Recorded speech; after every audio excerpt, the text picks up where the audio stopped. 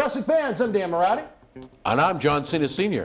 The Thunderdome at the Amway Arena in Orlando, Florida is quieting down a busy night on Fox, but Brand New Wrestling Insiders is up next.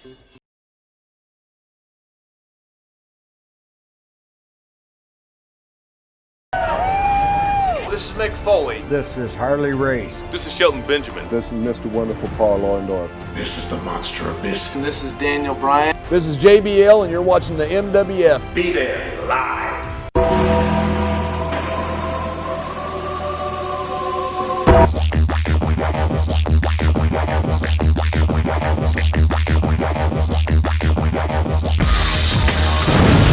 All right, wrestling fans, I'm Dan Marty. My Friday night partner in crime, a man that is acclaimed from coast to coast, and that's just with the women, Mr. John Cena Sr. Well, thank you. Coast to Coast, baby. Woo! All right. Well, Johnny, I think it's officially safe to say that summer is over now. We've reached October. My birthday is past. I'm now in a brand new decade of me. We've got 19 years of the MWF. That anniversary is past. But you want to talk about anniversaries, Johnny? This week marks the 1-year anniversary of AEW Dynamite on TNT. And I know that's something that certainly has caught your eye. Yes, it has. I think it's caught a lot of people's eyes. I think that when AEW first appeared on the scene, everybody was kind of like, okay, it's a basement production. They're going to come out. They won't last 90 days. They're going to fall flat on their ass. Who are these people trying to come out and do this? Well, first of all, you've got Tony Khan. Secondly, a good friend of mine, Cody Rhodes. I always remember in the WWE magazine, they said, what does Cody Rhodes have in his backpack? Fabo bucks. Couldn't be a greater guy. Cody Rhodes had Fabo bucks. Yeah. Where did he get them from? From Fabo himself. No, I didn't know you had this association with Cody. Well, stop and think about this. If you looked at the time that I was in ring with Mr. Orton, who came in to try to save me? It was Cody Rhodes. He did? He got his, well, that's the only time I can remember. I don't remember that. Well, I'm not saying you're lying. I just don't I remember could be it off lying the top of my head. I've been drinking your coffee. Well, all right. So, but it was Cody that got beat up by Orton, and that was, I believe, when Cena was chained to the. Oh, that's right. Okay. Yep. All right. Now that is ringing a bell. So you've got a young man who I think was in WWE a superstar, no question about it. I think that he was. What's the word I want to use without getting? That was a ball dropped. As far as Cody and WWE. Thank you very much. Thank you. I don't know if Cody could have been the face of WWE. Only a very, very select handful can over the course of a decade. But certainly upper mid-card, lower main event, absolutely. And for them to have flushed him down the toilet for that pathetic Stardust gimmick that nobody liked, it was not over one iota, especially after Dusty Rhodes passed. Imagine the reaction that Cody would have got if he went back to being Cody Rhodes at that point. Instead, WWE wanted to go the quote-unquote comedy entertainment route, and I don't think that anyone was entertained, and I don't think WWE is entertained by the thought of the success that AEW's had over the first year. AEW has proved a point that professional wrestling, the way it used to be, is what people are looking for. I think sometimes they go just a little bit too far. Yes. All this bleeding and now the swearing. I love the blood. Well, but the swearing on. I love the swearing. Yeah, well, you know what? I guess everything has a place.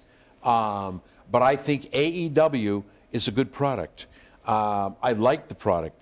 It's reminiscent of what WWF and WWE used to be. There's no fooling around.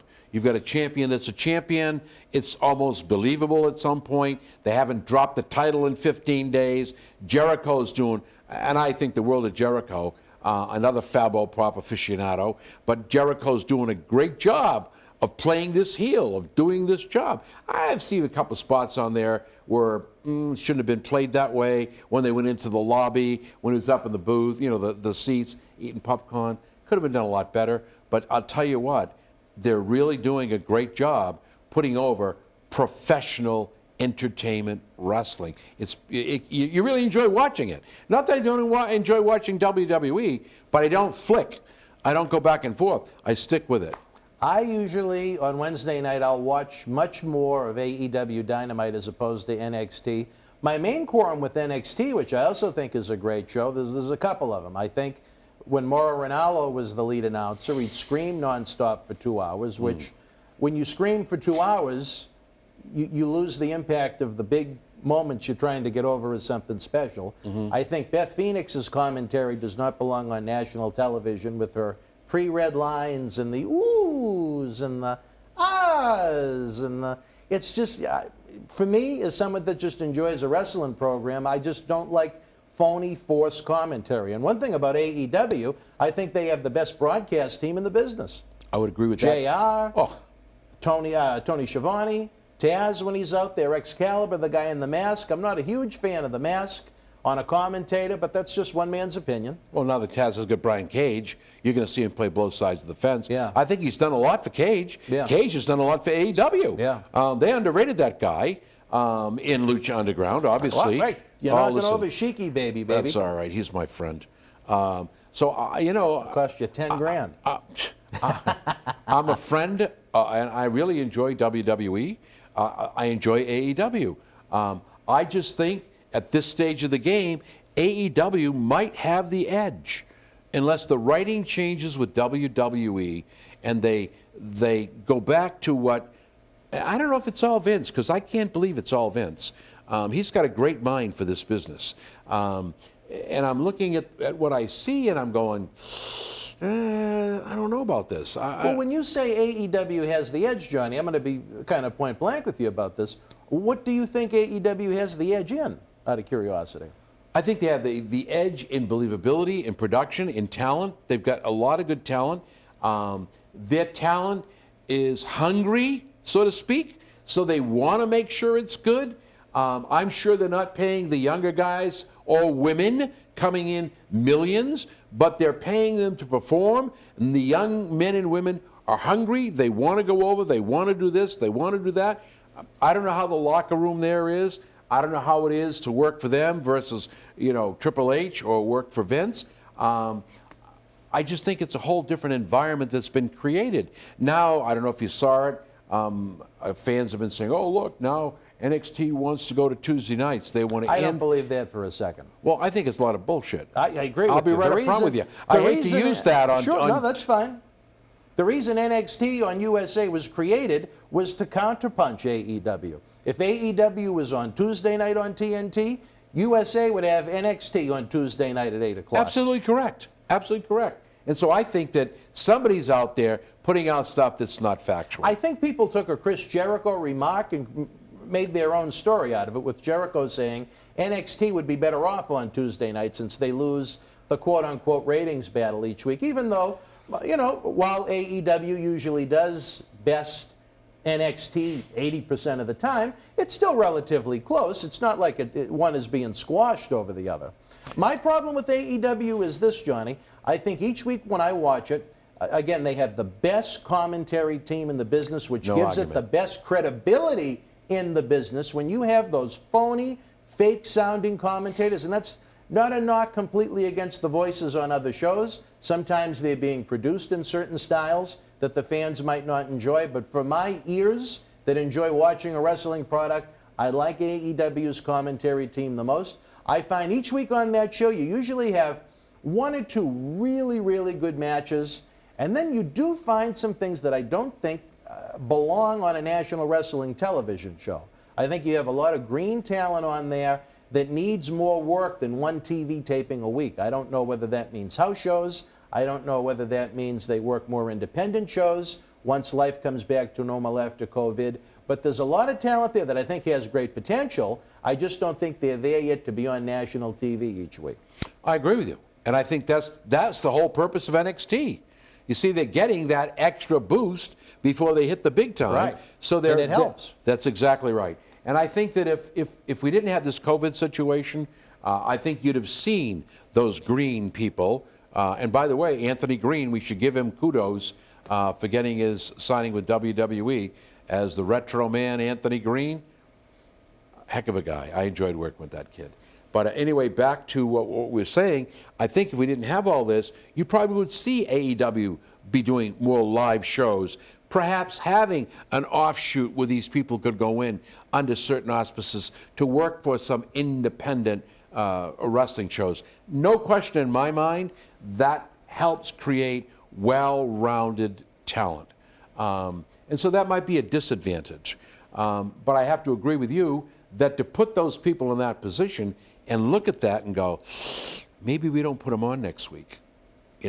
Maybe we have some dark matches, which is another way to get. Well, they do have that but YouTube exclusive show called Dark, which is available to fans online. It's not a TNT televised program, but I just think they need more seasoning, a lot of the guys. And there's some guys, and I don't want to make it seem like I'm knocking anyone by not including them, but I think Kip Sabian from England is someone that has a great upside. I think Ricky Starks, who they just brought in, is someone that has great upside. There's a lot of young guys there that maybe would look out of place, say, full-time in WWE right now, due to their just the lack of experience under the belt, so to speak. No but I think they can get there.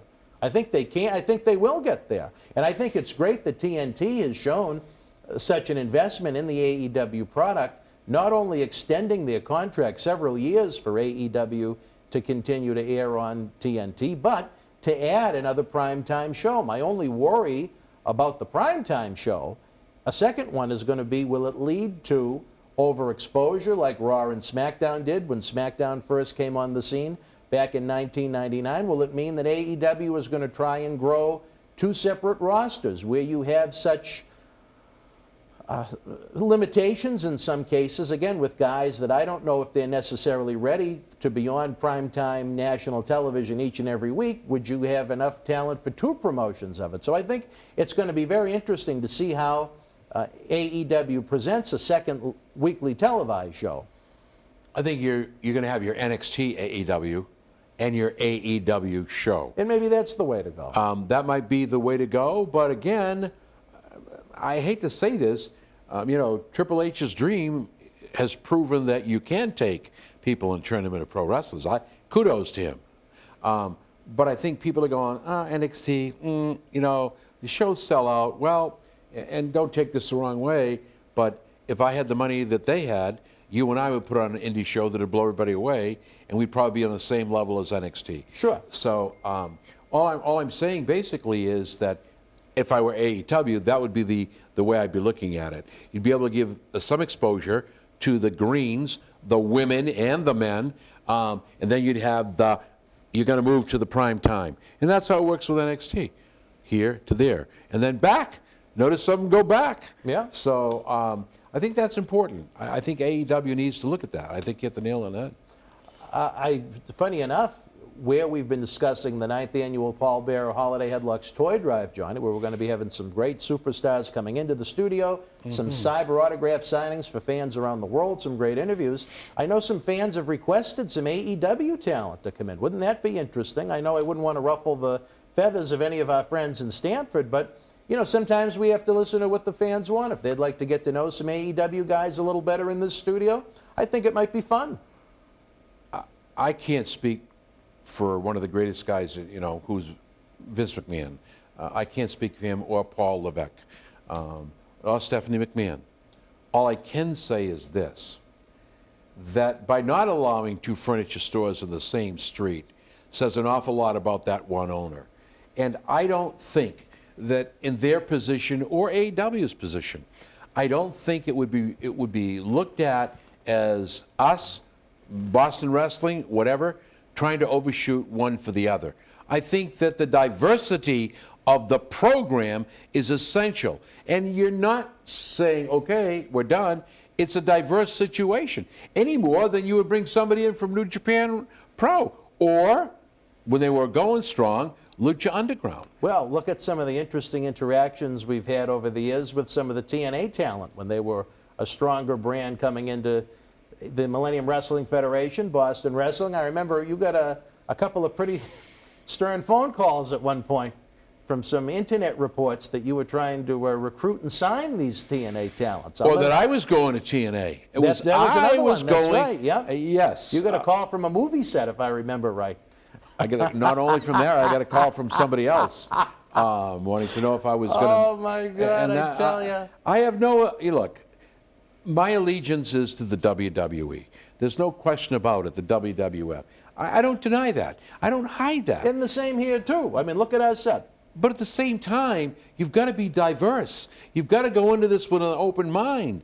And it doesn't mean that, oh, if you go there, you're a traitor. If you go here, you're a traitor. It shouldn't be that way. And you know, I look at it like this: the more professional wrestling companies that are succeeding, the more full-time jobs that are created for professional wrestlers / sports entertainment.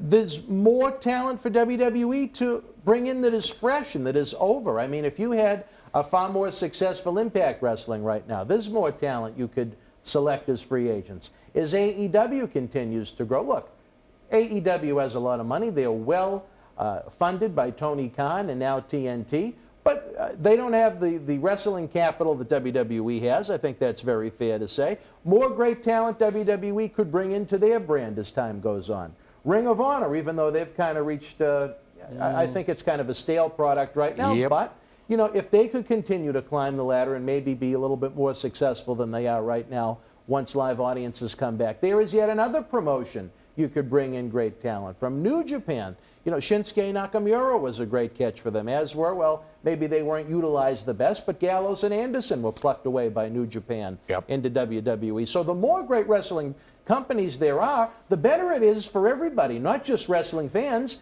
but even WWE itself. When WWE went through that big boom in the 1980s, they had 20 different territories they could take the main event talents from and bring to their company. When the Monday Night Wars were going on, even though it certainly it wasn't as diverse as the 80s and the 70s, but you had talent you could pluck from WCW, talent you could pluck from ECW. They had working relationships with Memphis and Smoky Mountain Wrestling. So the more healthy, successful wrestling promotions there are, it's good for professional wrestling fans. It's good for professional wrestlers that want to be able to work and earn a full-time income. But ultimately, it's good for the big guy, WWE, because there's more variety of talent for them to present on shows that, you know, a lot of the times you can look at as very stale, where you see so many of the same repetitive matches week after week. Every week, same One thing. man's opinion. I can't agree with you all the time. I'll agree with most of what you said. Oh, thank you. I would agree with that. No, because I think it's true. It's true. Fans know me well enough. You and I have been at it before. We have. So, no, I agree with a lot of what you're saying. But remember what Triple H created, Paul Levesque. He created a WWE college for professional wrestling. And if you've ever been down there, you will understand what I'm saying. It is the creme de la creme. Now they're talking about opening one in the United Kingdom. So the dream is reality. And the reality is, you see an Anthony Green. Hey, we signed, he was in Evolve. Then they brought, and I've worked with him several times, great talent. I like the gimmick. And then they bring him down. They say, okay, now you're going to come to NXT. You're not going to go to AEW and go on a screen right away. You're coming to NXT. We're going to groom you, file you, use you. If we like what we see, then you may be able to go up. There's the caveat, maybe. You come with no guarantees. And I think that might be part of the mistake with AEW. I grab a Dan Marati and say, man, you look great on that indie scene. You look great. Baby. Yep, you look great. You're a good guy. We can use you. But yet you get up there with the big dogs and you can't run. Well, I think AEW is going the smart route. Cody Rhodes is opening, I believe it's called the Nightmare Factory, so they're going to have their own form of NXT. Professional wrestling training. I don't know if it's going to be a full-fledged NXT type promotion, but I think that anyone that has reaped the fruits, did I say that right? Reap the fruits. Reap the fruits of the success that independent wrestling has had in its resurgence over the past few years. I think the one person you really have to thank is Triple H, because once NXT was on WWE Network and fans get to see these new talents that came almost directly from independent wrestling, and all of a sudden it went from being something, oh, that's garbage wrestling down at a VFW hall, to all of a sudden, wow, independent wrestling is where these wrestlers are coming from. I believe that NXT and Triple H deserve 90% of the credit for the resurgence of independent wrestling the past few years. Thanks. And I think that anyone that does not give them that credit is very unfair. I would agree. I would agree with you again. We're agreeing a lot today. And last but not least, I'll go with this with AEW. I like what they do with the legends and the managers. You have Arn Anderson as a manager, Tully Blanchard, Vicky Guerrero, who we mentioned in a previous episode, Jake the Snake Roberts, who hopefully is... Oh, I knocked it over again. He's going to do He's going to fine. be coming back with us when we get to back to the 80s MWF Live Wrestling event at Memorial Hall. I mean, they've done a lot with guys, and in Vicky's case, ladies, that can still contribute outside of the squared circle. In WWE, once it seems like you reach a certain age, it's like the old Yeller treatment. You know what I mean? They're off to the glue factory. Out behind the shed? Exactly. I like that AEW is smart enough to know, you know what? They might not be able to get into the ring and present great wrestling matches, but these are great brains that could knowledge. contribute behind the scenes to the talent they're working with, and they give independent or / younger talent that may not have that mainstream exposure, they give them credibility. Instant credibility. When you see one of those ladies come out with Vicky Guerrero, she has credibility. When AEW brought in Lance Archer, who he's been in Japan, he's been in TNA, not much great success in TNA, but with Jake Roberts, credibility. Sean Spears, you put him with Tully Blanchard, one of the Horsemen, one of the greats of the 80s, credibility. I think that's a great thing. Is that what they mean by the rub? The rub. Taz. How could I forget about Taz? Oh, Taz and Cage. Look, and Ricky Starks, who I think has Yep. just got ultra heel personality written all over him. Him, MJF was another one that I failed to mention, even though he's not maybe the biggest guy in the world. He's just such a great heel persona. Credibility. Amen. And, I'm with you. and WWE has, again, they have more resources than AEW. Why they don't go that route mystifies me. Everything doesn't have to be a youth movement, or there are ways you can enhance the youth. One man's opinion. Another story For another time. And Johnny, I think that's perfect because we're getting the cue from the back. I'm hearing the music. We're having a lot of fun here on Fabulous Friday nights, Johnny. I can't wait to see what we're going to be talking about next week after WWE SmackDown concludes from the Thunderdome. Hopefully Retribution will not disconnect the show and cancel our show or anything, because when Marty Jannetty was here, we had a thunderstorm and the entire studio went out. I don't know if I told you that story. Oh, baby, was that a heck of a night here in Boston Wrestling Sports, as we've had many over the past 19 years. Again, fans, we need all the support you can get. Let's help keep these wrestling legends working. We got the great merchandise all over this studio, all over the eBay store. Tony Atlas, who's in a rough spot, his wife suffered a stroke in 2019, has been hospitalized now 15 months, losing her job and income. Tony's out of work because of COVID with his personal fitness job and his wrestling appearances. He's available for bookings, customized artwork, and so much more. We have the Patreon subscription service if you want early, ad-free access to Tony, to Marty, to Johnny, plus our full-length studio shoot interview DVD collection with Kamala, Sheiky Baby, Paul Bearer, and so many more. It runs you about the cost of a cup of coffee over at Starbucks at patreon.com/Boston Wrestling. And again, we got that cool t-shirt bundle offer going, Johnny. For the price of a shirt on WWEshop.com, we give you the shirt. We give you a shout-out on the air from WWE Hall of Famer Tony Atlas. We give you a WWE cup, and we give you a mystery autograph photo. Where else are you going to get that for the price of the shirt, baby? Maybe I'll throw in a Fabo Pop. Or a Fabo Buck? I'll throw it. Either one. Both. Both. Oh, you know what? He's all right. Maybe this 19th year of Boston Wrestling is going to be something with him back in the fold. But for my partner in crime, my amigo, my frenemy, whatever he may be this week, Mr. John Cena Sr., hopefully we'll have Fabo Pop for sale this Christmas. What a stocking stuffer that would make. For Johnny, I'm Danny. We'll see you next Friday after SmackDown. You and yours, be well, more important, stay healthy. Good night. Done.